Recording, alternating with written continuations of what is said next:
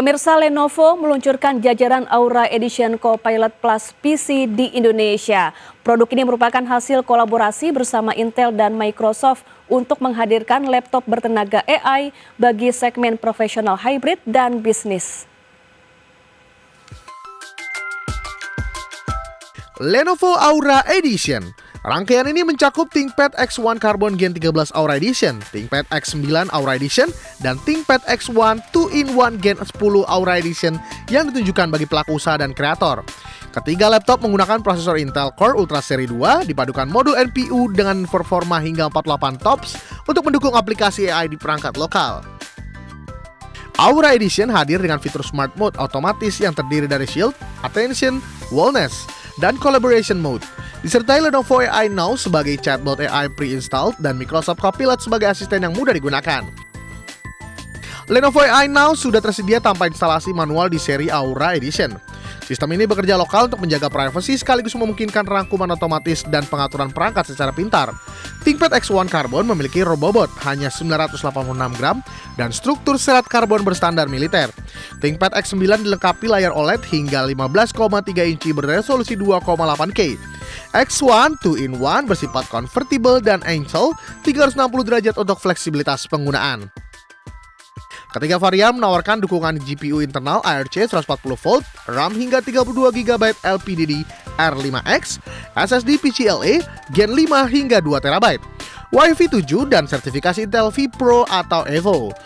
Tak hanya itu, pengguna juga mendapatkan layanan Premium Care for Business seperti perlindungan kerusakan tak disengaja, layanan on-site service, penggantian suku cadang 24 jam, Smart Share memudahkan sinkronasi notifikasi dan galeri hanya dengan satu ketukan ponsel ke laptop.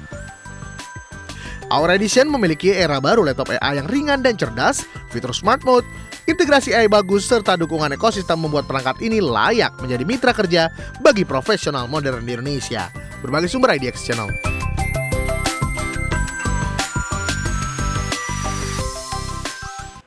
Pemirsa, Apple kini mempertimbangkan penggunaan model AI dari OpenAI atau Anthropic untuk versi baru Siri. Diskusi mencakup kemungkinan mengadopsi LLM eksternal yang diuji di infrastruktur cloud Apple yang menandai pergeseran dari strategi pengembangan model internal.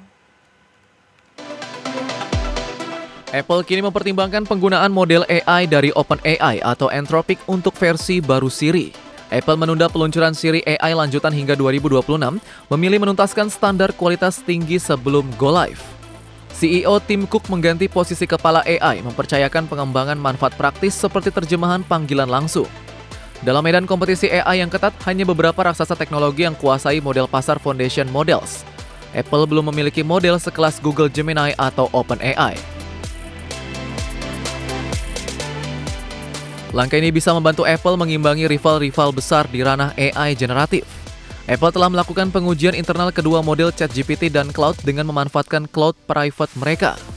Evaluasi awal menyebut Claude unggul dalam hal respons alami dan konteks, namun seluruh proses masih dalam fase awal dan belum ada keputusan final. Apple tidak akan sepenuhnya mengandalkan model eksternal. Rencana strateginya adalah sistem hybrid model AI lokal untuk hal privacy, serta cloud model dari OpenAI atau Anthropic untuk tugas kompleks, sama seperti model GPT 4.0 sebelumnya. Sementara itu, kolaborasi ini menimbulkan kekhawatiran privacy terkait data pengguna. Apple menekankan kontrol kuat seperti private cloud compute dan penyembunyian IP, tetapi pengawasan publik dan regulator kemungkinan akan meningkat.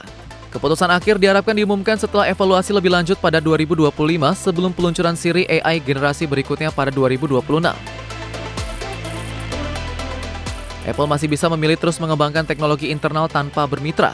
Langkah Apple memperluas kolaborasi dengan OpenAI atau Anthropic mencerminkan dorongan untuk mengejar keunggulan generatif. Strategi hybrid ini bisa menjanjikan asisten suara Siri yang lebih cerdas, relevan, dan aman di era AI selama faktor kualitas dan privasi tetap dijaga. Berbagai sumber IDX Channel.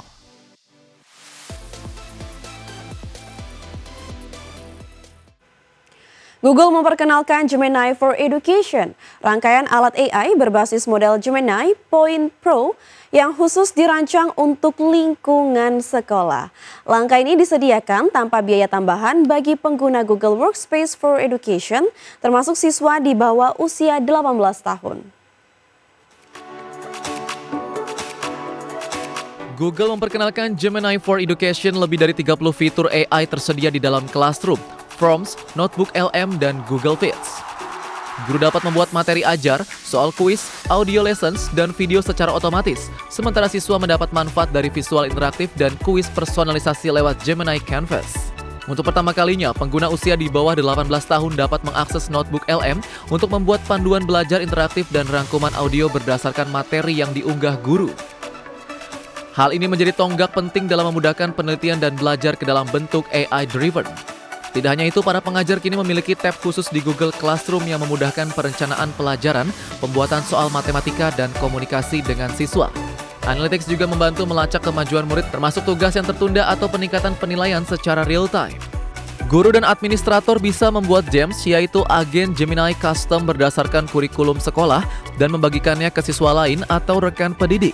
Fitur ini mendukung pembelajaran yang lebih terfokus dan kolaboratif dalam jaringan pendidikan. Google menyematkan protokol keamanan berkelas enterprise, kontrol admin lengkap, dan kepatuhan penuh terhadap regulasi seperti VERPA, COPPA, dan HIPAA, sehingga data siswa tidak digunakan untuk melatih model AI. Para siswa di bawah 18 tahun mendapatkan filter konten khusus dan modul onboarding AI literasi yang dikembangkan bersama organisasi seperti Connect Safely dan FOSI. Fitur double check berbasis Google Search juga dihadirkan untuk mencegah kesalahan informasi. Peluncuran Gemini for Education dan perluasan program seperti Gemini Academy menunjukkan komitmen Google untuk menghadirkan ekosistem pembelajaran yang cerdas, aman, dan inklusif. Berbagai sumber IDX Channel. Pemirsa, sudah 30 menit kami menemani Anda dalam IDX First Session Closing. Perbarui terus informasi Anda hanya di IDX Channel, your trustworthy and comprehensive investment reference. Jangan lupa saksikan program Second Session Closing yang akan tayang pada pukul 15.30 waktu Indonesia bagian Barat. Karena urusan masa depan harus terdepan, aku investor saham. Saya Vina Munawar, terima kasih dan sampai jumpa.